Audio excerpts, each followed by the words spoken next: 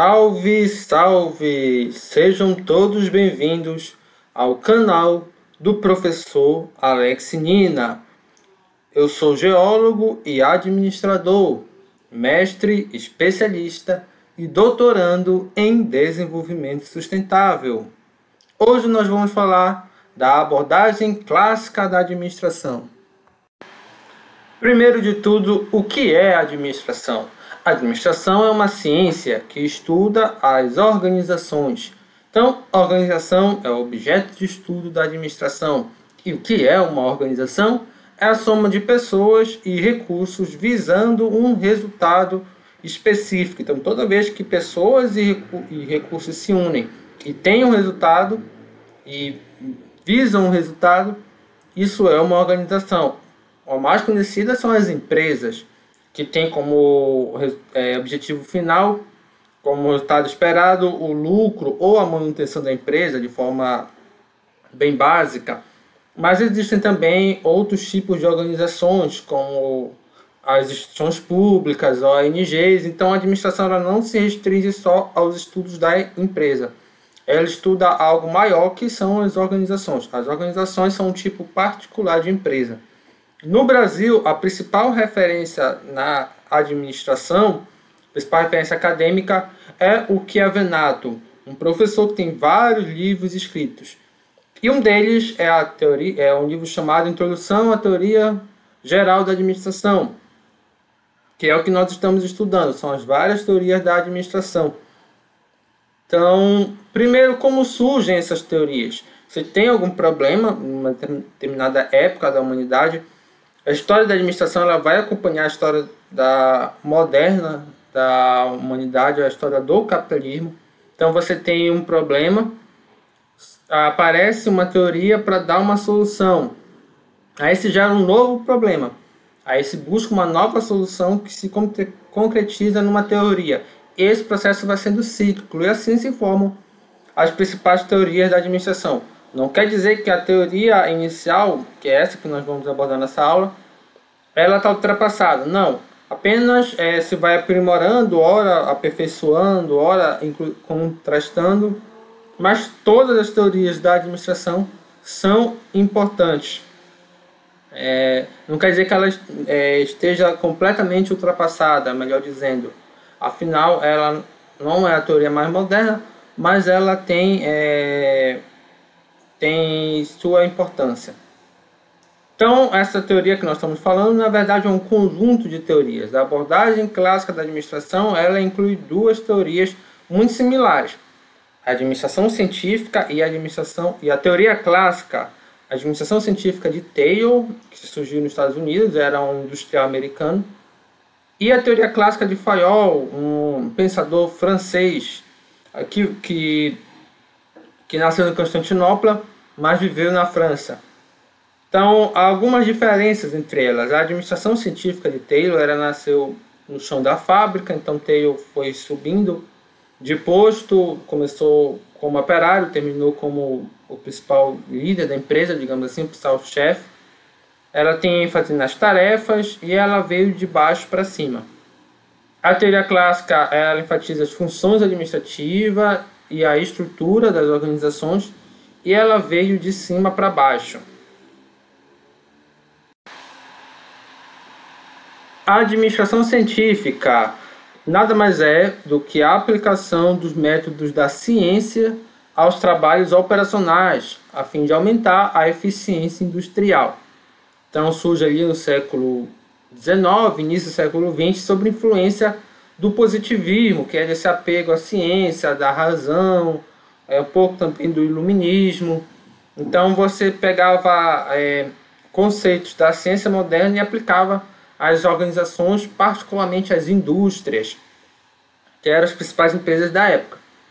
Então você tem um método de observação e mensuração baseado na ciência, e o objetivo geral era eliminar os desperdícios e as perdas sofridas pelas indústrias e elevar a produtividade pela aplicação de métodos e técnicas de engenharia industrial. Ela surgiu nos Estados Unidos com Taylor. Mas houveram outros nomes importantes, além de Frederick Taylor. Teve o Karl Barth, o Henry Grant, o Harringston Emerson, melhor dizendo, e o casal Gilbert, Frank e Lillian Gilbert. São alguns dos nomes da administração científica. O mais conhecido foi o Taylor. Quem foi o Taylor? É um norte-americano, nascido em família de princípios rígidos, e foi educado com a mentalidade de devoção ao trabalho. Então a família dele tinha aquela mentalidade que o trabalho dignifica o homem, que você deve trabalhar, princípios rígidos e tudo mais. Então iniciou sua carreira como operário na empresa Medvale Steel Co., passando a capataz, contramestre até chegar a engenheiro. Então ele passou por todos os níveis da empresa. Por isso que se diz que a administração científica ela veio de baixo para cima. Conforme o Taylor ia estudando os níveis mais baixos, ele ia aprimorando as técnicas de administração baseadas na ciência. E aí que ele escreveu vários livros, melhor dizendo, mas as principais obras dele são Shop Management, um estudo de tempos e movimentos das tarefas dos operários, e The Principles of Scientific Management. Então, os princípios da administração científica, o mais famoso dele, é a proposição da racionalização do trabalho, é trazer a razão, trazer a ciência para o âmbito do trabalho na fábrica. Problemas verificados por Taylor no âmbito da administração científica. O primeiro problema foi a falta de padronização. Os operários não seguiam as mesmas técnicas para a execução das tarefas. Então, um fazia de um jeito, outro fazia do outro, não existia uma padronização. Desconhecimento da gerência. Os gerentes não sabiam a rotina de trabalho dos operários e o tempo necessário para a realização de cada tarefa. A vadiagem sistêmica. Um operário médio produzia muito menos do que era potencialmente capaz. Por que isso? Existiam vários operários. O Taylor verificou que existiam aqueles que produziam mais. Mas como nem todos seguiam o padrão desse que produzia mais, significa que a maioria produzia menos do que poderia produzir se fizesse a tarefa de forma igual àquele operário mais produtivo. Então a ideia do Taylor é o seguinte: vamos estudar os operários, ver qual é o que realiza a tarefa de forma mais produtiva e vamos padronizar para que todos realizem a tarefa de forma igual a esse operário mais produtivo. Acontecia que, como não havia essa padronização, esse estudo da gerência, esse operário que era mais produtivo, ele acabava se acomodando. Por quê? Ele via que ele trabalhava mais ou produzia mais de qualquer forma, mas tinha o mesmo salário dos outros. E que não valia a pena ele se esforçar, afinal de contas, independente do que ele produzia, ele ia ficar ganhando aquele salário. Por isso que Taylor verificou a vadiagem sistêmica. Existia também um engano disseminado entre os trabalhadores de que o maior rendimento, se eles trabalhassem mais e produzissem mais, o empreendedor, o patrão, iria desempregar os operários. Ou seja, ele poderia ter a ideia de que está produzindo muito, mais do que o necessário, então a gente não precisa de tantos trabalhadores.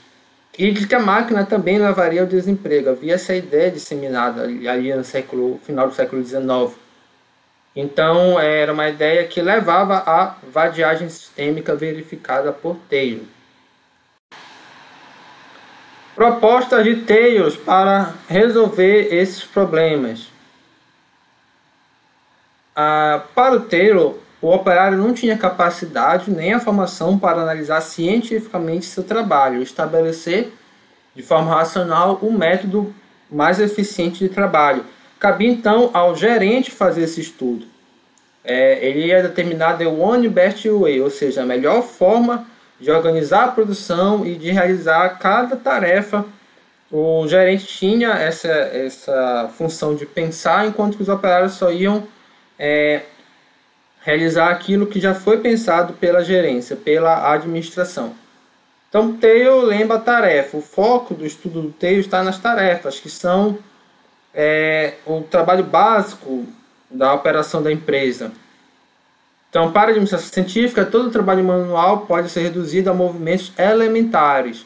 aos quais deu o nome de Thalberg, um anagrama de Gilbert, aquele casal de estudiosos da administração científica que nós falamos no início. Então, era essa a ideia de tarefa. Tarefa seria um processo rotineiro que estaria dividido em vários Thalbergs, que são processos ainda menores dentro de uma tarefa. Segundo o T, a eficiência da produção seria conseguida pelos seguintes passos: padronização e superespecialização. Cada trabalhador se limitava apenas à execução do mínimo de Thalbergs possíveis. Então, a tarefa de colocar um parafuso, isso é uma tarefa, colocar um parafuso, representa 7 Thalbergs. Então, a única tarefa simples de colocar um parafuso são 7 Thalbergs. Você pega o parafuso, transporta até a peça, posiciona, pega e transporta a chave de fenda, utilizá-la e posicioná-la na situação anterior. Então, a ideia do Taylor era reduzir ao mínimo possível o número de Thalbergs realizadas por um mesmo operário. Taylor também propunha evitar a fadiga, por ela causar uma redução da produtividade e da qualidade do trabalho, além de aumentar doenças e acidentes. Então, não valia a pena você fazer um trabalho exaustivo, colocar os operários para fazer um trabalho exaustivo. No curto prazo, isso poderia até aumentar a produtividade, mas no longo prazo, eles iriam ficar doentes, iam ficar desmotivados e a produtividade da empresa ia diminuir. Então, ele propunha a extinção de movimentos inúteis que não estão diretamente relacionados a tarefas e que só causam fatiga, boas condições do ambiente de trabalho para não afetar a saúde dos trabalhadores, incluindo alimentação, iluminação, entre outras coisas. Afinal, você precisa manter seus trabalhadores saudáveis para que a empresa produza. Um desenho dos cargos e tarefas pela administração.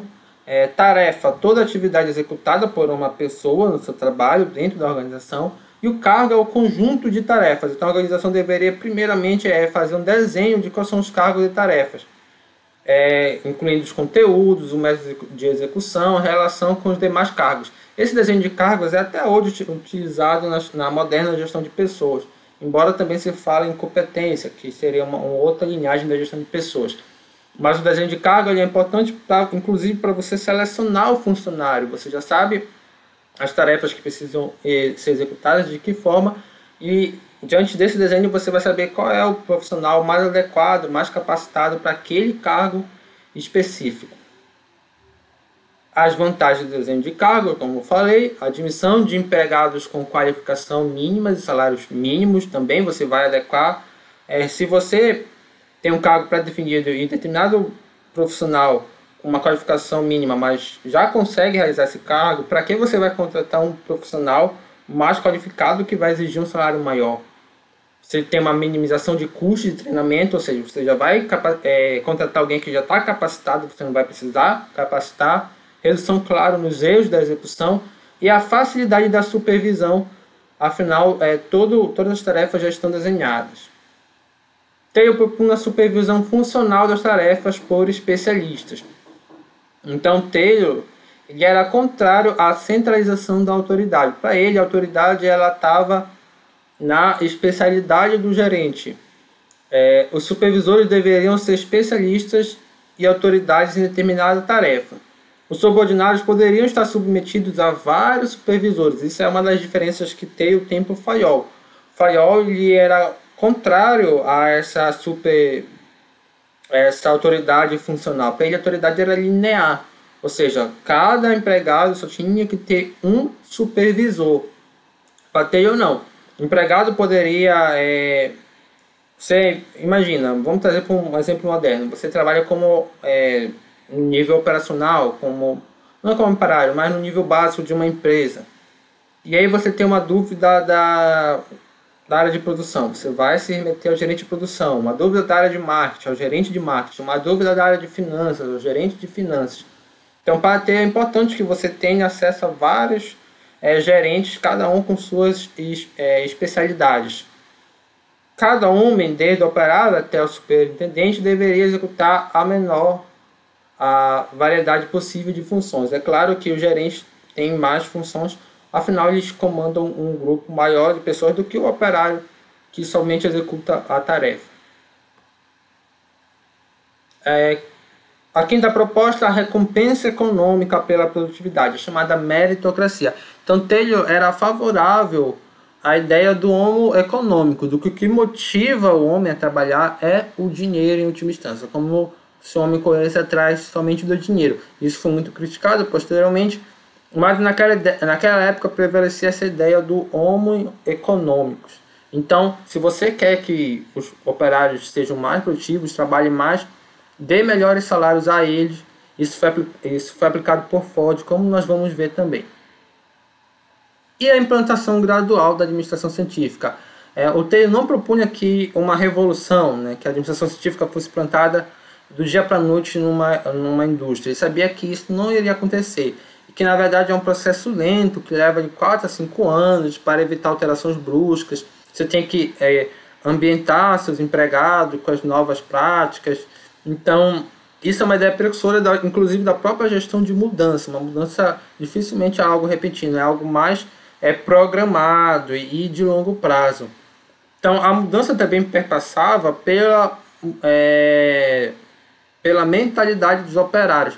Lembra que Taylor veio de uma família de devoção ao trabalho? Para ele, a empresa deveria colocar essa mentalidade em todos os operários. É também o que se chama hoje de mindset, né? O mindset produtivista. Então, a ideia era essa, que os trabalhadores deveriam ser mais produtivistas, assim, os valores dos trabalhadores estariam mais alinhados aos valores propostos pela administração científica, que era o valor da produtividade. Princípios da administração científica, o chamado PPCE: planejar, preparar, controlar e executar. O planejar é substituir no trabalho o critério individual, cada um fazendo por si, do operário, o empirismo e a improvisação, pelo método mais eficaz, os métodos mais eficazes baseados na ciência. O preparar, selecionar cientificamente os trabalhadores de acordo com suas aptidões e os desenhos de cargos, treiná-los para produzirem mais e melhor, preparar as máquinas e equipamentos de produção, bem como o arranjo físico e a disposição racional das ferramentas e materiais. Controlar o trabalho propriamente dito para certificar de que o mesmo está sendo executado de acordo com as normas estabelecidas e segundo o plano previsto. Quem estabelece essas normas, o gerente, os administradores. E executar, distribuir distintamente as atribuições e as responsabilidades de execução do trabalho, para que ela seja feita de forma bem disciplinada.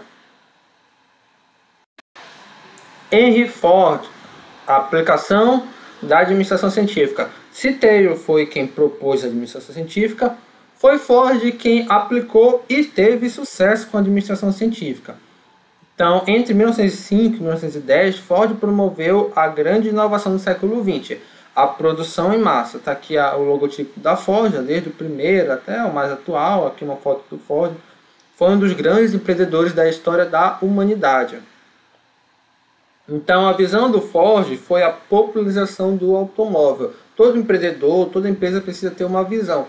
E a ideia na época do Ford, os automóveis eram caros e só utilizados pelos milionários. Ford foi o primeiro cara a visualizar que aquele objeto de consumo que era de alto padrão poderia sim ser popularizado utilizando métodos da administração científica. Esses métodos iam contribuir para que você reduzisse os custos de produção, fizesse uma produção mais eficiente, padronizada e colocasse carros a preços populares. Então o Ford conseguiu baratear o produto e fazer com que ele chegasse no preço que ele tinha calculado previamente. Ele conseguiu produzir um produto de melhor qualidade, inclusive, através da padronização e a um custo menor. E aí, olha, em 1913, Ford já produziu 800 carros por dia. Em 1914, repartiu com seus empregados uma parte do controle acionário da empresa. Aquela ideia lá do homem econômico, do homem que é movido pelo dinheiro, o Ford também aplicou. Se você reparte uma parte do controle acionário para os seus empregados, eles vão querer produzir mais. Ou seja, quanto melhor for o resultado da empresa, melhor também para os empregados. Ele estabeleceu um salário mínimo de $5 por dia e a jornada de 8 horas. Na época variava de 10 a 12. Então ele reduzia a carga horária e o salário. Aumentar o salário também no sentido de ônus econômicos, que produz mais quando ganha mais. Também você tem trabalhadores que são bons, que não estão na Ford, mas querem entrar na Ford. Todo mundo quer entrar na Ford. Afinal, era uma empresa que pagava muito acima da média do mercado naquela época. Além de você trabalhar menos tempo, no intuito de evitar a fadiga também, um dos pilares do TAIL. Em 1926 já tinha 88 fábricas, empregava 150 mil pessoas, fabricando 2 milhões de carros por ano. Ford foi um gênio do marketing, dominou o mercado por 3 décadas, até que a GM começou a produzir carros customizados, juntamente com a Toyota e outras empresas, quando o perfil dos consumidores já tinha mudado. Então, praticamente na primeira metade do século XX, predominou a produção em massa como principal fonte de vantagem competitiva das empresas, e a base dela está na teoria de TAIL. Até hoje é uma fonte importante, mas não é mais a única. Então, benefícios da administração científica. Deixa eu arrastar um pouco para cá. Opa!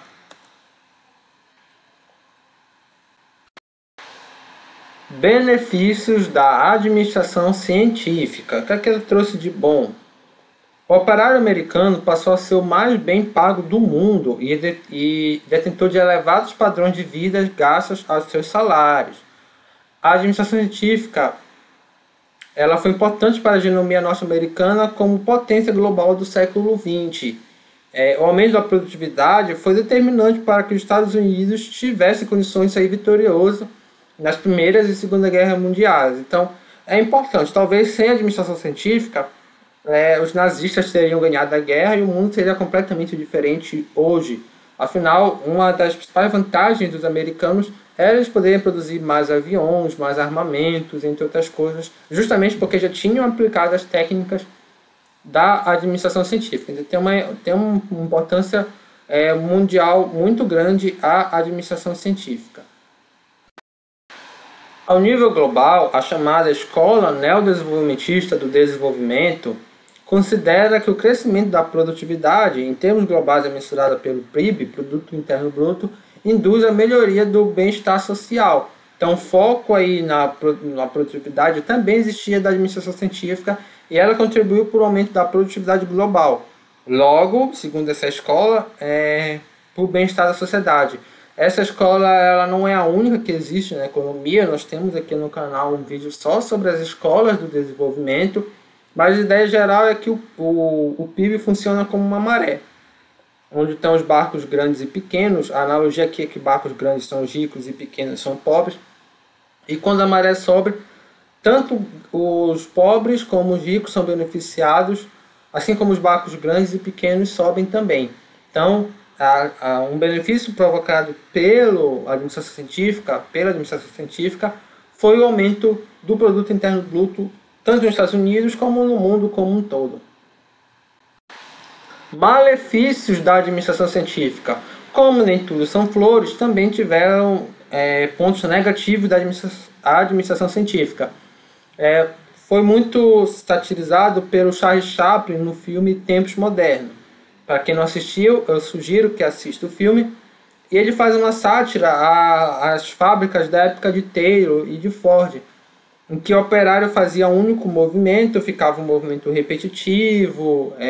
Talvez o operário, o Charles Chaplin, ele sai da fábrica fazendo o movimento lá do parafuso e acaba que ele fica louco, né, de tanto trabalhar de forma repetitiva. Então isso foi uma das críticas à administração científica. Caráter não humano, empregados passaram a ser vistos como máquinas que podem ser substituídas. São essencialmente passivos, capazes de executar o trabalho, receber a ordem, mas sem poder iniciativa, com a nossa ideia de que o operário não pensa. Greves e protestos de atuações sindicais também aumentaram nesse período. O trabalho especializado se tornaria humilhante e degradante. os operários não conseguiam trabalhar dentro dos padrões estabelecidos, e os operários que não conseguiam, eles começaram a se queixar de exploração, a indústria começou a exigir cada vez mais aumento da produtividade, e aí tiveram essas queixas de exploração. Percebiam também que os seus salários eram suficientes ante as fortunas que estavam sendo feitas pelos patrões. Não é que eles ganhavam pouco, eles ganhavam até mais do que o trabalhador médio da época, ou de outros países que não aplicavam a administração científica. Mas eles ganhavam pouco em relação ao que estava sendo ganhado pelos os grandes industriais. A ausência de comprovação científica fica até um contraste grande à administração científica não ter comprovação científica. Mas é um fato porque ela é baseada em experimentações, mas não tem uma base teórica tão consistente. É uma abordagem completa das organizações, omite aspectos humanos e a organização informal. A próxima escola, a escola da teoria humana, vai questionar essa base teórica da administração científica, por exemplo, homens econômicos, a produtividade como único fator relevante. A administração científica também é limitada apenas à parte da produção da empresa. Ela também tem um foco muito grande na indústria. Outros tipos de empresa talvez seja um pouco mais difícil aplicar a administração científica. Uma abordagem prescritiva e normativa, como as coisas devem ser e não como as coisas são, e baseada no sistema fechado. É um foco muito grande ainda na organização, nos processos internos dela, sem se preocupar de como essa organização interage com a sociedade, as outras organizações, a política, enfim. Pesquisa de Oshii. Então, foi uma pesquisa feita ali nos Estados Unidos que levantou muitas polêmicas. Então, organizado pelo Senado americano e dirigida pelo professor Oshii. Foi constituído o Comitê para as Relações Industriais, mas que mostrou os inconvenientes morais, sociais e psicológicos da administração científica proposta por Taylor. Protestos de trabalhadores civis nos assinantes fizeram com que Taylor fosse depor no Congresso, o que é muito comum para as inovações empreendedoras. Fazendo um paralelo com os dias atuais, não faz muito tempo, em 2018, Mark Zuckerberg foi depor no Congresso. Você tinha uma polêmica dentro ali do que o Mark Zuckerberg tinha feito com relação às redes sociais, da inovação que ele tinha proposto nas redes sociais. Também vira e mexe, tem discussão na Câmara, no Senado, a respeito do Uber e de outros tipos de aplicativos. Por quê? Porque quando o empreendedor ele faz uma inovação, seja num produto, num processo, num serviço, essa inovação ela não está regulamentada. Então o empreendedor sempre vai estar um passo à frente do governo, do Estado. E aí vai ter um conflito, justamente por ela não estar regulamentada, por ser algo novo, não tem como estar regulamentado, porque é algo novo, vai ser objeto de dúvidas do ponto de vista legal. Por isso que é quase que inevitável uma grande inovação ter questões jurídicas importantes, inclusive os grandes inovadores têm que prestar contas depois para o Estado, para o Congresso, para o Senado, enfim. Então aconteceu com o Zuckerberg, aconteceu também com o Taylor. Um dos congressistas mostrou que, embora a eficiência do pedreiro tivesse aumentado 300%, seus ganhos haviam crescido apenas 30%. Então, não existia um nivelamento entre produtividade e ganho. Taylor contra-argumentou, em compensação, que o pedreiro estava gastando 1/3 da energia que gastava antes. O inquérito terminou com a proibição do uso do cronômetro e dos pagamentos de incentivos, mas as demais técnicas da administração científica foram preservadas. Elas foram mais tarde substituídas, algumas delas, não todas, por conta de outras teorias que surgiram, por outros motivos, não um motivo legal. Para o professor Chiavenato, o principal erro de Taylor foi a busca pelo rendimento máximo, ao invés do rendimento ótimo. Ele coloca essas duas diferenças. Nem sempre o máximo ele é o ótimo. Então foi alguma do que resultou toda essa pesquisa de Walsh na administração científica. Teoria clássica da administração tem um foco nas funções Os métodos são observação e mensuração, método científico, preocupação com a eficiência de toda a organização e não apenas com a produção. Surgiu na França, mas foi rapidamente difundida em toda a Europa. E o pai da teoria clássica foi o Henri Fayol. Mas quem foi Henri Fayol? Foi um industrial, um pensador, que nasceu em Constantinopla e faleceu em Paris. Viveu praticamente a sua vida inteira na França. Formou-se em engenharia de minas, entrou para uma empresa metalúrgica e carbonífera, onde fez carreira e escreveu a sua principal obra, Administração Industrial e Geral. Para Fayol, a organização ela tem seis principais funções, melhor dizendo. A técnica, que é a produção de bens ou serviços da empresa, a comercial, compra, venda e permutação, a financeira, captação e utilização de capital, a segurança, proteção, preservação de bens e das pessoas, contábil, inventários, registros, balanços, custos, estatísticas e, por fim, a função administrativa, que diz respeito à integração, coordenação, sincronização das demais funções, parando acima das outras. Então seria a função mais importante porque essas funções elas precisam ser bem executadas e estarem coordenadas. Você pode até ter boas execuções, mas se não tiver uma coordenação entre elas, a organização ela não funciona bem. E dentro da função administração, você tem as funções da administração, como se fossem subfunções, né? Seria POC3. Então, as funções da administração são prever, organizar, comandar, coordenar e controlar. Prever, avaliar o futuro e aproveitamento dos recursos em função dele. Organizar e preparar para que tudo seja útil ao funcionamento da empresa. Comandar, fazer agir o pessoal de forma a obter o máximo retorno em todos os aspectos, mas principalmente os aspectos globais da organização. Coordenar, harmonizar e sincronizar todas as atividades de negócio, facilitando o seu trabalho e sucesso. Controlar, medir e dimensionar os atos para verificar se eles estão ocorrendo de acordo com o plano traçado. 14 princípios da administração para a teoria clássica de Fayol. Então vamos a eles. Primeiro princípio, a divisão do trabalho, especialização das tarefas e das pessoas, visando aumentar a eficiência. Segundo princípio, autoridade e responsabilidade, direito de dar ordens e esperar obediência. A responsabilidade é uma consequência da autoridade e por isso devem ser equilibradas entre si.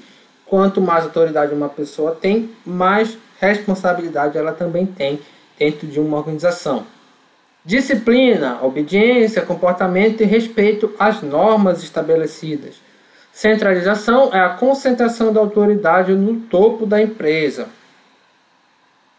Unidade de comando. O empregado deve receber ordens de um único superior, o princípio da autoridade única. Essa é uma diferença de Fayol para Theo. Theo acreditava na especialização.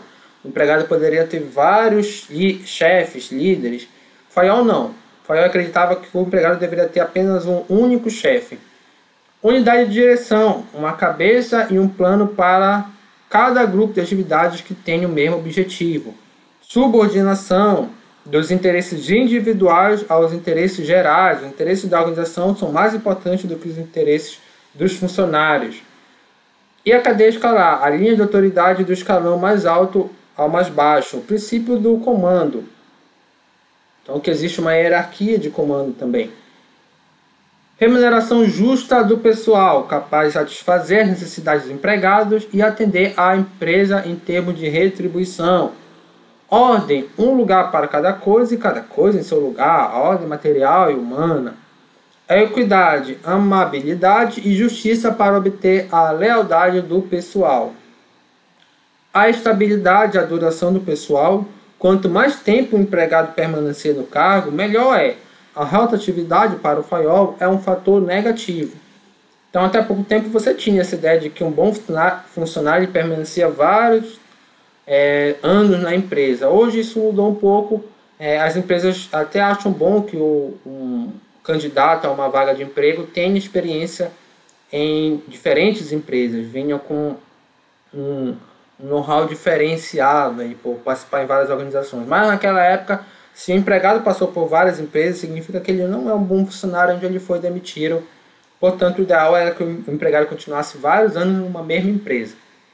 Iniciativa, capacidade de visualizar um plano e assegurar o seu sucesso. E o espírito de equipe, a harmonia e união entre os empregados. Teoria clássica da administração, departamentalização e críticas. A ideia de departamentalização, até hoje utilizada na administração, foi teorizada por Fayol. A função administrativa se reparte por todos os níveis da hierarquia da empresa e não é privativa da alta cúpula. Daí a preocupação com a chamada estrutura organizacional, departamentos, divisões, seções, unidades. Para a teoria clássica, a divisão do trabalho pode ocorrer em duas direções: a vertical, que são os níveis hierárquicos da organização, e a horizontal, que são os departamentos. Então, o que são departamentos? Unidade onde todos estão realizando o mesmo trabalho, pelo mesmo processo, a mesma clientela, o mesmo lugar, enfim. Então, numa estrutura organizacional linear, bem simples, você tem aqui o presidente e os departamentos da empresa: marketing, produção, financeira, recursos humanos. Essa é a ideia de departamento. É como se fosse cada caixinha dentro de uma organização que cuida de um setor específico. As críticas à teoria clássica são basicamente as mesmas à administração científica. Uma abordagem simplificada da organização formal, não são levadas em consideração psicológica e social dos empregados, um caráter prescritivo e normativo, então as coisas como devem ser, sem analisar as coisas como elas de fato são. A teoria da máquina, o comportamento mecânico dos empregados, uma abordagem incompleta da organização, se preocupa somente com a organização formal, não pensa nas questões informais, que mais tarde vão ser pensadas pela teoria humanística da administração, e a abordagem do sistema fechado. O foco ainda está muito no ambiente interno da organização e não como ele interage com a sociedade de forma geral.